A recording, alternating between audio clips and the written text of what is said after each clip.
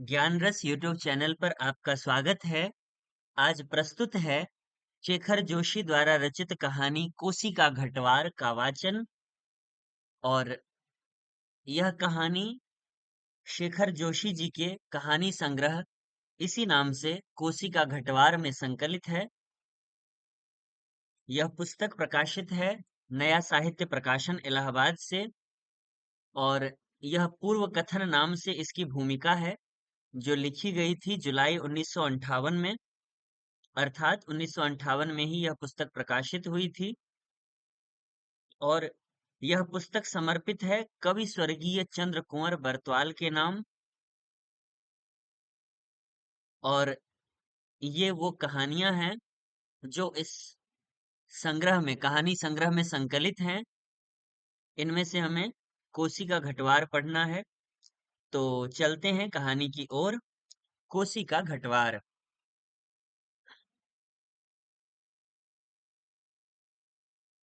गुसाई का मन चिलम में भी नहीं लगा। महल की छाह से उठकर वह फिर एक बार घट पनचक्की के अंदर गया।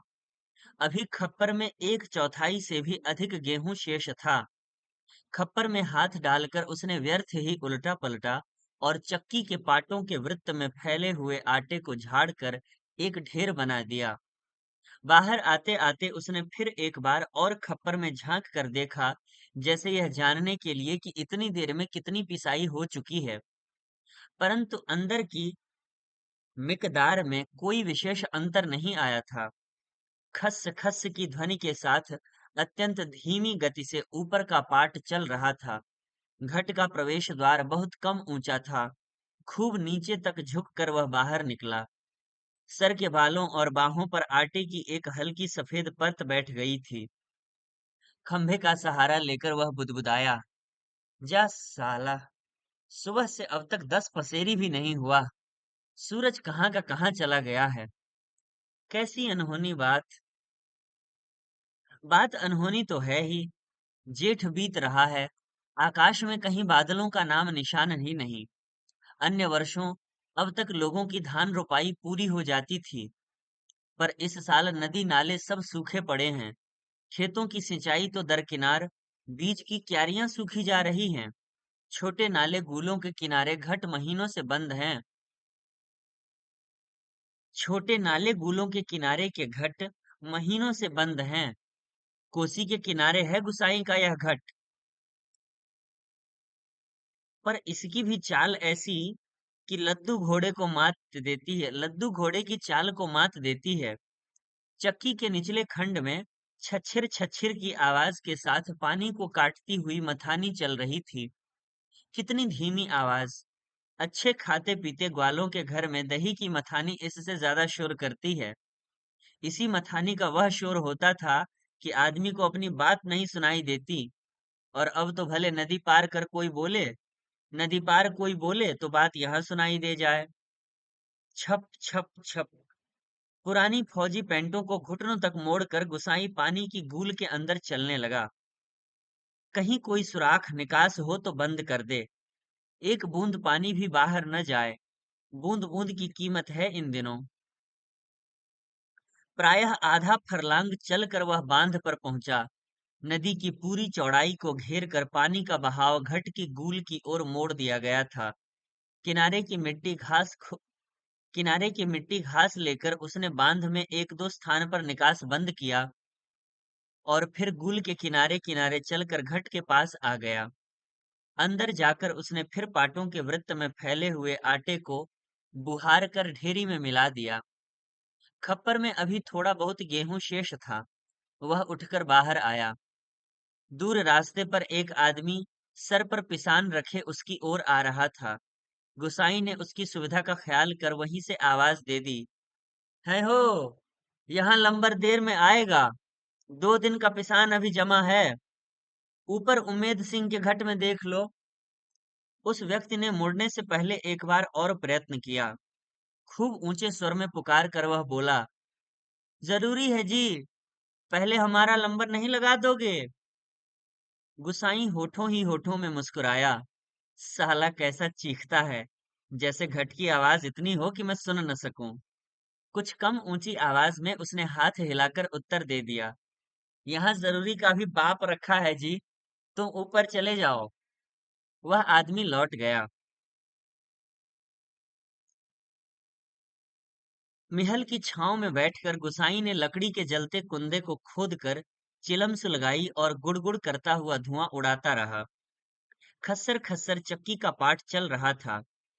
किट किट किट किट खप्पर से दाने गिराने वाली चिड़िया पाठ पर टकरा रही थी। छिछिर छिछिर की आवाज के साथ मथानी पानी को काट रही थी। और कहीं कोई आवाज नहीं। कोसी के बहाव में भी कोई ध्वनि नहीं। रेती पाथरों के बीच में टखने टखने तक फैला पानी क्या आवाज करेगा। पानी के गर्भ से निकलकर छोटे छोटे पत्थर भी अपना सर उठाए आकाश को निहार रहे थे। दोपहरी ढलने पर भी इतनी तेज धूप, कहीं चिड़ैया भी नहीं बोलती, किसी प्राणी का प्रिय अप्रिय स्वर नहीं। सूखी नदी के किनारे बैठा गुसाई सोचने लगा, क्यों उस व्यक्ति को लौटा दिया। लौट तो वह जाता ही घट के अंदर टच पड़े पिसान के थैलों को देखकर दो चार क्षण की बातचीत का आसरा ही होता। कभी कभी गुसाई को यह अकेलापन काटने लगता है। सूखी नदी के किनारे का यह अकेलापन नहीं, जिंदगी भर साथ देने के लिए जो अकेलापन उसके द्वार पर धरना देकर बैठ गया है, वही। जिसे अपना कह सके, ऐसे किसी प्राणी का स्वर उसके लिए नहीं। पालतू कुत्ते बिल्ली का स्वर भी नहीं। क्या ठिकाना ऐसे मालिक का, जिसका घर द्वार नहीं, बीवी बच्चे नहीं, खाने पीने का ठिकाना नहीं। घुटनों तक उठी हुई पुरानी फौजी पैंट के मोड़ को गुसाई ने खोला। गूल में चलते हुए थोड़ा हुआ गूल में चलते हुए थोड़ा भाग भीग गया था, पर इस गर्मी में उसे भीगी पैंट की यह शीतलता अच्छी लगी। पैंट की सलवटों को ठीक करते करते गुसाई ने हुक्के की नली से मुंह हटाया। उसके होठों में बाएं कोने पर हल्की सी मुस्कान उभर आई। बीती बातों की याद। गुसाई सोचने लगा, इसी पैंट की बदौलत यह अकेलापन उसे मिला है। नहीं, याद करने को मन नहीं करता। पुरानी, बहुत पुरानी बातें वह भूल गया है, पर हवलदार साहब की पैंट की बात उसे नहीं भूलती। ऐसी ही फौजी पैंट पहनकर हवलदार धर्म सिंह आया था। लॉन्ड्री की धुली नोकदार क्रीज वाली पैंट। वैसी ही पैंट पहनने की महत्वाकांक्षा लेकर गुसाई फौज में गया था, पर फौज से लौटा तो पैंट के साथ साथ जिंदगी का अकेलापन भी उसके साथ आ गया।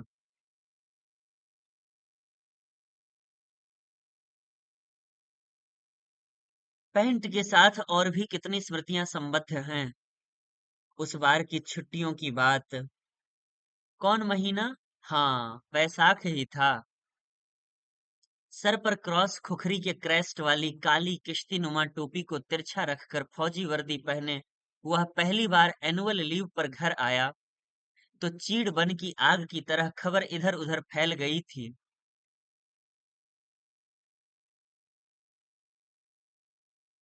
बच्चे बूढ़े सभी उससे मिलने आए थे। चाचा का गोठ एकदम भर गया था ठसाठस।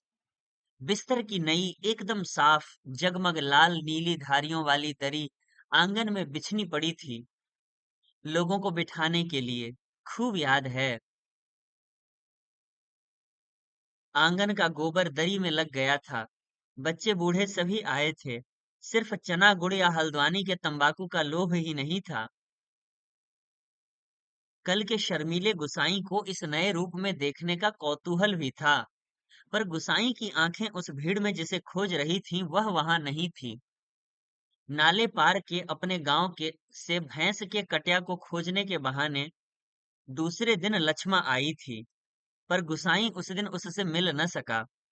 गांव के छोकरे ही गुसाई की जान को बवाल हो गए थे। बुढ़े नरसिंह प्रधान उन दिनों ठीक ही कहते थे। आजकल गुसाई को देखकर सोबनिया का लड़का भी अपनी फटी घेर की टोपी को तिरछी पहनने लग गया है। दिन रात बिल्ली के बच्चों की तरह छोकरे उसके पीछे लगे रहते थे, सिगरेट बीड़ी या गपशप के लोभ में। एक दिन बड़ी मुश्किल से मौका मिला था उसे। लक्ष्मा को पात पतेल के लिए जंगल जाते देखकर वह छोकरों से कांकड़ के शिकार का बहाना बनाकर अकेले जंगल को चल दिया था। गांव की सीमा से बहुत दूर काफल के पेड़ के नीचे गुसाई के घुटने पर सर रखकर लेटी लेटी लक्ष्मा काफल खा रही थी। पके गदराए गहरे लाल लाल काफल। खेल खेल में काफलों की छीना झपटी करते गुसाई ने लक्ष्मा की मुट्ठी भींच दी थी। टप टप काफलों का गाढ़ा लाल रस उसकी पैंट पर गिर गया था। लक्ष्मा ने कहा था, इसे यहीं रख जाना, मेरी पूरी बांह की कुर्ती इसमें से निकल आएगी। वह खिलखिलाकर अपनी बात पर स्वयं ही हंस दी थी। पुरानी बात, क्या कहा था गुसाई ने याद नहीं पड़ता। तेरे लिए मखमल की कुर्ती ला दूंगा मेरी सुआ, या कुछ ऐसा ही। पर लक्ष्मा को मखमल की कुर्ती किसने पहनाई होगी? पहाड़ी पार के रमुआ ने, जो तुरी निशान लेकर उसे ब्याहने आया था, जिसके आगे पीछे भाई बहन नहीं, माई बाप नहीं, परदेश में बंदूक की नोक पर जान रखने वाले को छोकरी कैसे दे दें हम? लक्ष्मा के बाप ने कहा था। उसका मन जानने के लिए गुसाई ने टेढ़े तिरछे बात चलवाई थी। उसी साल मंगसिर की एक ठंडी उदास शाम को गुसाई की यूनिट के सिपाही किशन सिंह ने क्वार्टर मास्टर स्टोर के सामने खड़े खड़े उससे कहा था, हमारे गांव के राम सिंह ने जिद की, तभी छुट्टियां बढ़ानी पड़ी। इस साल उसकी शादी थी। खूब अच्छी औरत मिली है यार, शक्ल सूरत भी खूब है, एकदम पटाखा, बड़ी हंसमुख है। तुमने तो देखा ही होगा, तुम्हारे गांव के नजदीक की ही है। लक्ष्मा लक्ष्मा कुछ ऐसा ही नाम है। गुसाई को याद नहीं पड़ता कौन सा बहाना बनाकर वह किशन सिंह के पास से चला आया था। रम डे था उस दिन। हमेशा आधा पैग लेने वाला गुसाई उस दिन 2 पैग रम लेकर अपनी चारपाई पर पड़ गया था। हवलदार मेजर ने दूसरे दिन पेशी करवाई थी, मलेरिया प्रिकॉशन न करने के अपराध में। सोचते सोचते गुसाई बुदबुदाया, साला एडजुटेंट। गुसाई सोचने लगा, उस साल छुट्टियों में घर से विदा होने से एक दिन पहले वह मौका निकाल कर लक्ष्मा से मिला था। गंगनाथ जी की कसम, जैसा तुम कहोगे वैसा ही करूंगी, आंखों में आंसू भरकर लक्ष्मा ने कहा था। वर्षों से वह सोचता आया है, कभी लक्ष्मा से भेंट होगी तो वह अवश्य कहेगा कि वह गंगानाथ का जागर लगाकर प्रायश्चित जरूर कर ले। देवी देवताओं की झूठी कस्में खाकर उन्हें नाराज करने से क्या लाभ? जिस पर भी गंगनाथ का कोप हुआ, वह कभी फल फूल नहीं पाया। पर लक्ष्मा से कब भेंट होगी यह वह नहीं जानता। लड़कपन के संगी साथी नौकरी चाकरी के लिए मैदानों में चले गए हैं। गांव की ओर जाने का उसका मन नहीं होता। लक्ष्मा के बारे में किसी से पूछना उसे अच्छा नहीं लगता। जितने दिन नौकरी रही, वह पलट कर अपने गांव नहीं आया।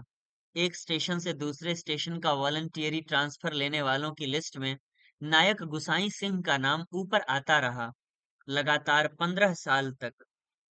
पिछले बैसाख में ही वह गांव लौटा, 15 साल बाद। रिजर्व में आने पर काले बालों को लेकर गया था, खिचड़ी बाल लेकर लौटा। लक्ष्मा का हठ उसे अकेला बना गया। आज इस अकेलेपन में कोई होता जिसे गुसाई अपनी जिंदगी की किताब पढ़कर सुनाता, शब्द शब्द, अक्षर अक्षर। कितना देखा, कितना सुना और कितना अनुभव किया है उसने। पर नदी किनारे की यह तपती रेत, पनचक्की की खटर पटर और मिहल की छाया में ठंडी चिलम को निष्प्रयोजन गुड़गुड़ाता गुसाई, और चारों ओर अन्य कोई नहीं। एकदम निर्जन, निस्तब्ध, सुनसान। एकाएक गुसाई का ध्यान टूटा। सामने पहाड़ी के बीच की पगडंडी से सर पर बोझा लिए एक नारी आकृति उसी की ओर चली आ रही थी। गुसाई ने सोचा, वहीं से आवाज देकर उसे लौटा दे। कोसी के चिकने काई लगे पत्थरों पर कठिनाई से चलकर उसे वहां तक आकर केवल निराश लौट जाने को क्यों वह बाध्य करे। दूर से चिल्ला चिल्ला कर पिसान स्वीकार करवाने की लोगों की आदत के कारण वह तंग आ चुका था। इस कारण आवाज देने को उसका मन नहीं हुआ। वह आकृति अब तक पगडंडी छोड़कर नदी के मार्ग में आ पहुंची थी। चक्की की बदलती आवाज को पहचान कर गुसाई घट के अंदर चला गया। खप्पर का अनाज समाप्त हो चुका था। खप्पर में एक कम अन्न वाले थैले को उलटकर उसने अन्न का निकास रोकने के लिए काठ की चिड़ियों को उल्टा कर दिया। किटकिट का स्वर बंद हो गया। वह जल्दी जल्दी आटे को थैले में भरने लगा। घट के अंदर मथाने की छच्छर छच्छर की आवाज भी अपेक्षाकृत कम सुनाई दे रही थी। केवल चक्की के ऊपर वाले पार्ट की घिसटती हुई घरघराहट का हल्का धीमा संगीत चल रहा था। तभी गुसाई ने सुना, अपनी पीठ के पीछे घट के द्वार पर इस संगीत से भी मधुर एक नारी का कंठ स्वर। कब बारी आएगी जी? रात की रोटी के लिए भी घर में आटा नहीं है। सर पर पिसान रखे एक स्त्री उससे यह पूछ रही थी। गुसाई को उसका स्वर परिचित सा लगा। चौंक कर उसने पीछे मुड़कर देखा। कपड़े में पिसान ढीला बंधा होने के कारण बोझ का एक सिरा उसके मुख के आगे आ गया था। गुसाई उसे ठीक से नहीं देख पाया, लेकिन तब भी उसका मन जैसे आशंकित हो उठा। अपनी शंका का समाधान करने के लिए वह बाहर आने को मुड़ा, लेकिन तभी फिर अंदर जाकर पिसान के थैलों को इधर-उधर रखने लगा। काठ की चिड़ियां किट-किट बोल रही थीं और उसी गति के साथ गुसाई को अपने हृदय की धड़कन का आभास हो रहा था। घट के छोटे कमरे में चारों ओर पिसे हुए अन्न का चूर्ण फैल रहा था, जो अब तक गुसाई के पूरे शरीर पर छा गया था। इस कृत्रिम सफेदी के कारण वह वृद्ध सा दिखाई दे रहा था। स्त्री ने उसे नहीं पहचाना। उसने दोबारा वे ही शब्द दोहराए।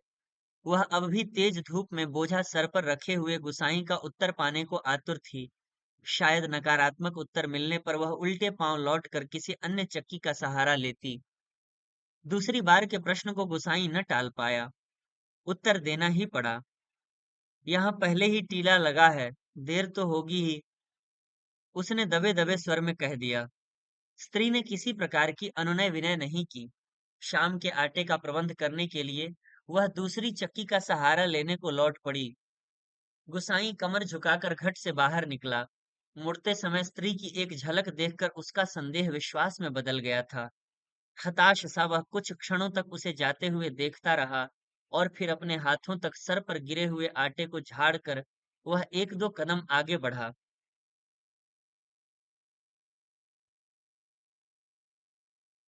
उसके अंदर की किसी अज्ञात शक्ति ने जैसे उसे वापस जाती हुई उस स्त्री को बुलाने को बाध्य कर दिया। आवाज देकर उसे बुला लेने को उसने मुंह खोला, परंतु आवाज न दे सका। एक झिझक, एक असमर्थता थी जो उसका मुंह बंद कर रही थी। वह स्त्री नदी तक पहुंच चुकी थी। गुसाई के अंतर में तीव्र उथल-पुथल मच गई। इस बार आवेग इतना तीव्र था कि वह स्वयं को रोक नहीं पाया। लड़खड़ाती आवाज में उसने पुकारा, लक्ष्मा। घबराहट के कारण वह पूरे जोर से आवाज नहीं दे पाया था। स्त्री ने यह आवाज नहीं सुनी। इस बार गुसाई ने स्वस्थ होकर पुनः पुकारा, लक्ष्मा। लक्ष्मा ने पीछे मुड़कर देखा। मायके में उसे सभी इसी नाम से पुकारते थे। यह संबोधन उसके लिए स्वाभाविक था, परंतु उसे शंका यह शायद यह थी कि चक्की वाला एक बार पिसान स्वीकार न करने पर भी दोबारा उसे बुला रहा है या उसे केवल भ्रम हुआ है। उसने वहीं से पूछा, मुझे पुकार रहे हैं जी? गुसाई ने संयत स्वर में कहा, हाँ, ले आ, हो जाएगा। लक्ष्मा क्षण भर रुकी और फिर घट की ओर लौट आई। अचानक साक्षात्कार होने का मौका न देने की इच्छा से गुसाई व्यस्तता का प्रदर्शन करता हुआ महल की छाह में चला गया। लक्ष्मा पिसान का थैला घट के अंदर रख आई। बाहर निकलकर उसने आंचल के कोर से मुंह पोंछा। तेज धूप में चलने के कारण उसका मुंह लाल हो गया था। किसी पेड़ की छाया में विश्राम करने की इच्छा से उसने इधर-उधर देखा। मिहल के पेड़ की छाया में घट की ओर पीठ किए गुसाई बैठा हुआ था। निकट स्थान में दाड़िम के एक पेड़ की छां को छोड़कर अन्य कोई बैठने लायक स्थान नहीं था। वह उसी ओर चलने लगी। गुसाई की उदारता के कारण ऋणी सी होकर ही जैसे उसने निकट आते आते कहा, तुम्हारे बाल बच्चे जीते रहें घटवार जी। बड़ा उपकार का काम कर दिया तुमने। ऊपर के घट में भी जाने कितनी देर में लंबर लंबर मिलता। अजात संतति के प्रति दिए गए आशीर्वचनों को गुसाई ने मन ही मन विनोद के रूप में ग्रहण किया। इस कारण उसकी मानसिक उथल-पुथल कुछ कम हो गई। लक्ष्मा उसकी ओर देखे इससे पूर्व ही उसने कहा, जीते रहे तेरे बाल बच्चे लक्ष्मा। मायके कब आई? गुसाई ने अंतर में घुमड़ती आंधी को रोक कर यह प्रश्न इतने संयत स्वर में किया जैसे वह भी अन्य 10 आदमियों की तरह लक्ष्मा के लिए एक साधारण व्यक्ति हो। दाड़िम की छाया में पात पतेल झाड़ कर बैठते लक्ष्मा ने शंकित दृष्टि से गुसाई की ओर देखा। कोसी की सूखी धार अचानक जल प्लावित होकर बहने लगती तो भी लक्ष्मा को इतना आश्चर्य नहीं होता जितना अपने स्थान से केवल 4 कदम की दूरी पर गुसाई को इस रूप में देखने पर हुआ। विस्मय से आंखें फाड़कर वह उसे देखे जा रही थी, जैसे अब भी उसे विश्वास न हो रहा हो कि जो व्यक्ति उसके सम्मुख बैठा है वह उसका पूर्व परिचित गुसाई ही है। तुम जाने लक्ष्मा क्या कहना चाहती थी, शेष शब्द उसके कंठ में ही रह गए। हाँ, पिछले साल पलटन से लौट आया था, वक्त काटने के लिए यह घट लगवा लिया। गुसाई ने उसकी जिज्ञासा शांत करने के लिए कहा। होठों पर मुस्कान लाने की उसने असफल कोशिश की। कुछ क्षणों तक दोनों कुछ नहीं बोले। फिर गुसाई ने ही पूछा, बाल बच्चे ठीक हैं? आंखें जमीन पर टिकाए गर्दन हिलाकर संकेत से ही उसने बच्चों की कुशलता की सूचना दे दी। जमीन पर गिरे एक दाड़िम के फूल को हाथों में लेकर लक्ष्मा उसकी पंखुड़ियों को एक एक कर निर्देश तोड़ने लगी। और गुसाई पतली सींक लेकर आग को कुरेदता रहा। बातों का क्रम बनाए रखने के लिए गुसाई ने पूछा, तू अभी और कितने दिन मायके ठहरने वाली है? अब लक्ष्मा के लिए अपने को रोकना असंभव हो गया। टप टप टप वह सर नीचा किए आंसू गिराने लगी। सिसकियों के साथ साथ उसके उठते गिरते कंधों को गुसाई देखता रहा। उसे यह नहीं सूझ रहा था कि वह किन शब्दों में अपनी सहानुभूति प्रकट करे।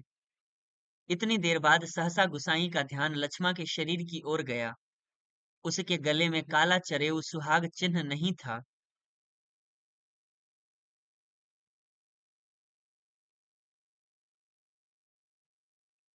हतप्रभ सा गुसाई उसे देखता रहा। अपनी व्यवहारिक अज्ञानता पर उसे बेहद झुंझलाहट हो रही थी। आज अचानक लक्ष्मा से भेंट हो जाने पर वह उन सब बातों को भूल गया जिन्हें वह कहना चाहता था। इन क्षणों में वह केवल मात्र श्रोता बनकर रह जाना चाहता था। गुसाई की सहानुभूतिपूर्ण दृष्टि पाकर लक्ष्मा आंसू पोंछती हुई अपना दुखड़ा रोने लगी। जिसका भगवान नहीं होता उसका कोई नहीं होता। जेठ जेठानी से किसी तरह पिंड छुड़ाकर यहाँ माँ की बीमारी में आई थी। वह भी मुझे छोड़कर चली गई। एक अभागा मुझे रोने को रह गया है। उसी के लिए जीना पड़ रहा है। नहीं तो पेट पर पत्थर बांध कर कहीं डूब मरती, जंजाल कटता। यहाँ काका काकी के साथ रह रही हो? गुसाई ने पूछा। मुश्किल पड़ने पर कोई किसी का नहीं होता है जी। बाबा की जायदाद पर उनकी आंखें लगी हैं। सोचते हैं कहीं मैं हक न जमा लूं। मैंने साफ साफ कह दिया, मुझे किसी का कुछ लेना देना नहीं। जंगलात का लीसा ढो ढो कर अपनी गुजर कर लूंगी। किसी की आंख का कांटा बनकर नहीं रहूंगी। गुसाई ने किसी प्रकार की मौखिक संवेदना नहीं प्रकट की, केवल सहानुभूतिपूर्ण दृष्टि से उसे देखता भर रहा। दाड़िम के वृक्ष से पीठ टिकाए लक्ष्मा घुटने मोड़ कर बैठी थी। गुसाई सोचने लगा, 15-16 साल किसी की जिंदगी में अंतर लाने के लिए कम नहीं होते। समय का यह अंतराल लक्ष्मा के चेहरे पर भी एक छाप छोड़ गया था। पर उसे लगा उस छाप के नीचे वह आज भी 15 वर्ष पहले की लक्ष्मा को देख रहा है। कितनी तेज धूप है इस साल।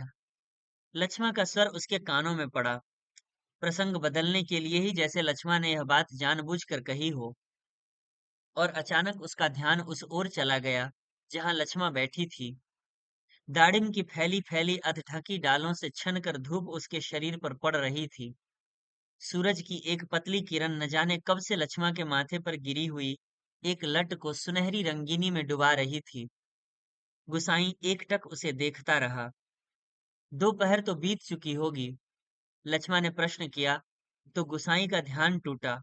हाँ, अब तो 2 बजने वाले होंगे, उसने कहा। उधर धूप लग रही हो तो इधर आजा छांव में। कहता हुआ गुसाई एक जम्हाई लेकर अपने स्थान से उठ गया। नहीं, यही ठीक है, कहकर लक्ष्मा ने गुसाई की ओर देखा। लेकिन वह अपनी बात कहने के साथ ही दूसरी ओर को देखने लगा था। घट में कुछ देर पहले डाला हुआ पिसान समाप्ति पर था। नंबर पर रखे हुए पिसान की जगह उसने जाकर जल्दी जल्दी लक्ष्मा का अनाज खप्पर में खाली कर दिया। धीरे धीरे चलकर गुसाई गूल के किनारे तक गया। अपनी अंजलि से भर भर कर उसने पानी पिया और फिर पास ही एक बंजर घट के अंदर जाकर पीतल और अल्युमिनियम के कुछ बर्तन लेकर आग के निकट लौट आया।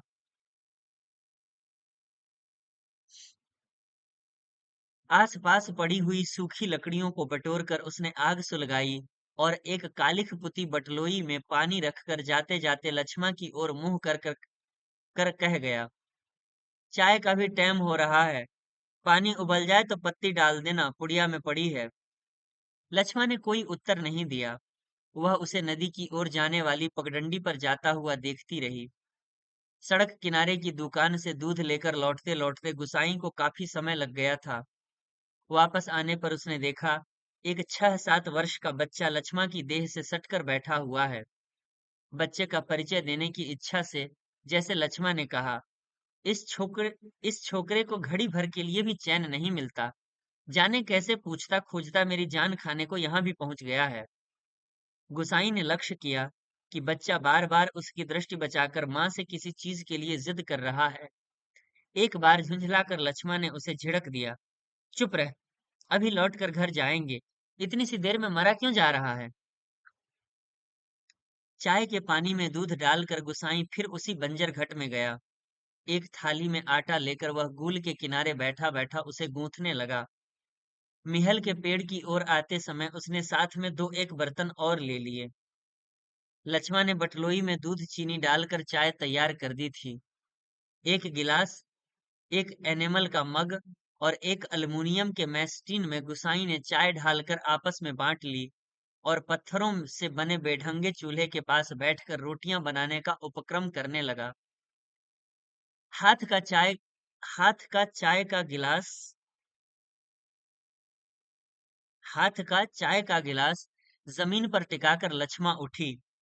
आटे की थाली अपनी ओर खिसकाकर उसने स्वयं रोटी पका देने की इच्छा ऐसे स्वर में प्रकट की कि गुसाई ना न कह सका। वह खड़ा खड़ा उसे रोटी पकाते हुए देखता रहा।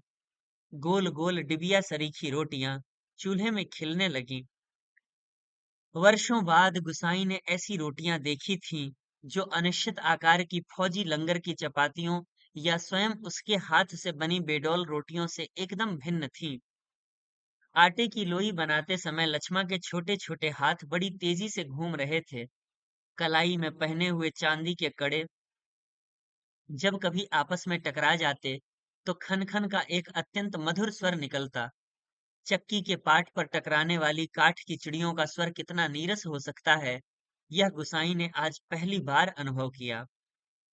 किसी काम से वह बंजर घट की ओर गया और बड़ी देर तक खाली बर्तन डिब्बों को उठाता रखता रहा।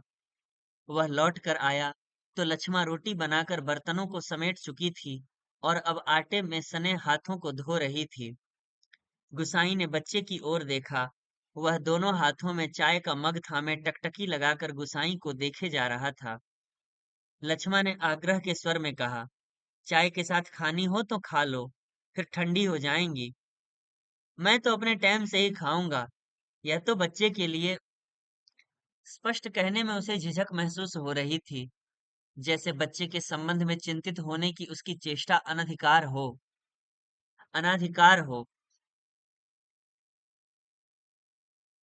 न जी, वह तो अभी घर से खाकर ही आ रहा है। मैं रोटियां बनाकर रख आई थी। अत्यंत संकोच के साथ लक्ष्मा ने आपत्ति प्रकट की। यूं ही कहती है। कहाँ रखी थी रोटियां घर में। बच्चे ने रुआंसी आवाज में वास्तविक स्थिति स्पष्ट कर दी। वह ध्यानपूर्वक अपनी माँ और इस अपरिचित व्यक्ति की बातें सुन रहा था और रोटियों को देखकर उसका संयम ढीला पड़ गया था। चुप! आंखें तरेर कर लक्ष्मा ने उसे डांट दिया।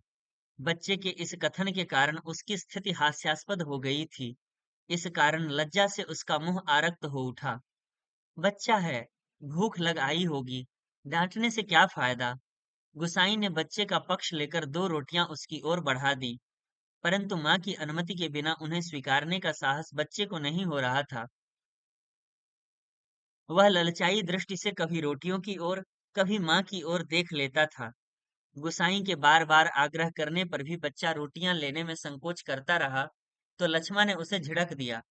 मर, अब ले क्यों नहीं लेता? जहां जाएगा वहीं अपने लक्षण दिखाएगा। इससे पहले कि बच्चा रोना शुरू कर दे, गोसाई ने रोटियों के ऊपर एक टुकड़ा गुड़ का रख कर बच्चे के हाथों में दे दिया। भरी भरी आंखों से इस अनोखे मित्र को देखकर बच्चा चुपचाप रोटी खाने लगा, और गुसाई कौतुकपूर्ण दृष्टि से उसके हिलते हुए होठों को देखता रहा। इस छोटे से प्रसंग के कारण वातावरण में एक तनाव सा आ गया, जिसे गुसाई और लक्ष्मण दोनों ही अनुभव कर रहे थे। स्वयं भी एक रोटी को चाय में डुबाकर खाते खाते गुसाई ने जैसे इस तनाव को कम करने की कोशिश में ही मुस्कुरा कर कहा, लोग ठीक ही कहते हैं, औरत के हाथ की बनी रोटियों में स्वाद ही दूसरा होता है। लक्ष्मण ने करुण दृष्टि से उसकी ओर देखा। गुसाई हो कर खोखली हंसी हंस रहा था।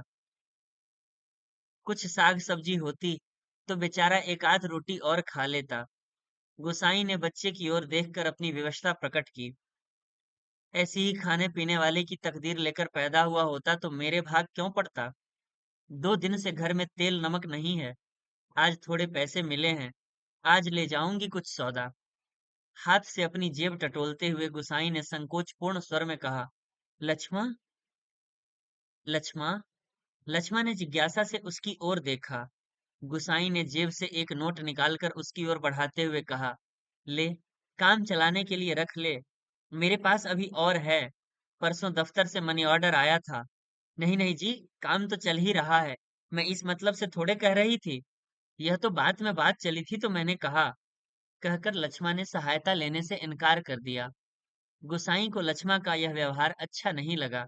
रूखी आवाज में बोला, दुख तकलीफ के वक्त ही आदमी आदमी के काम नहीं आया तो बेकार है। साला, कितना कमाया, कितना फूंका हमने इस जिंदगी में, है कोई हिसाब? पर क्या फायदा, किसी के काम तो नहीं आया।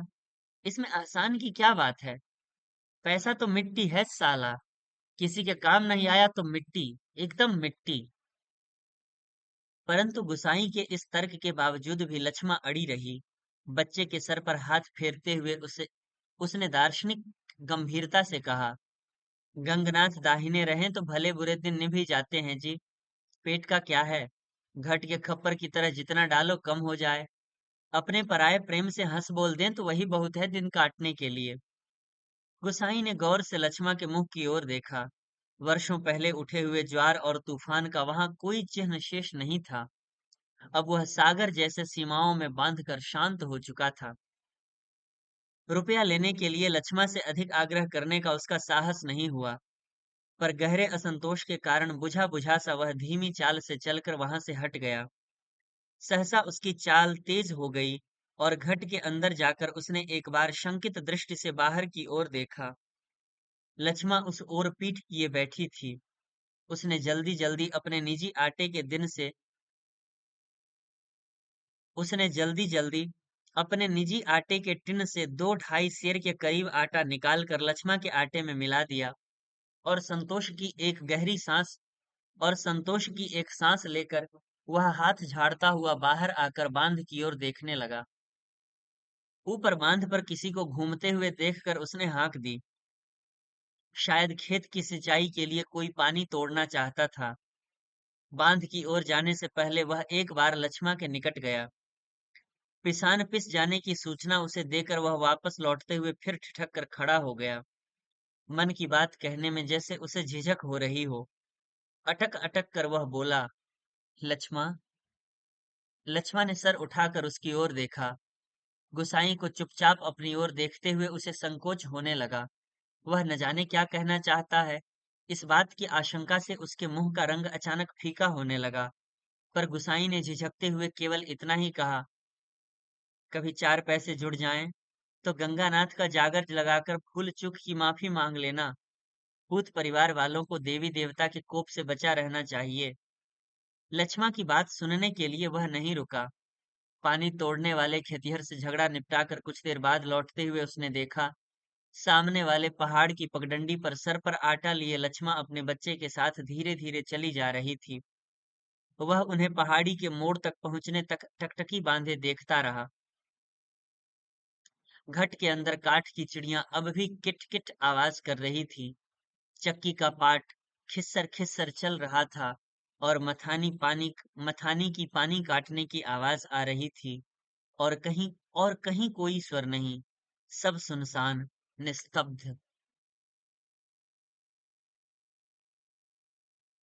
तो ये थी कहानी कोसी का घटवार, जिसके रचनाकार हैं शेखर जोशी। यह कहानी कैसी लगी, और मुझसे कोई भूल हुई हो या कोई सुझाव हो तो अवश्य बताएं। फिर मिलेंगे अगले वीडियो में। धन्यवाद।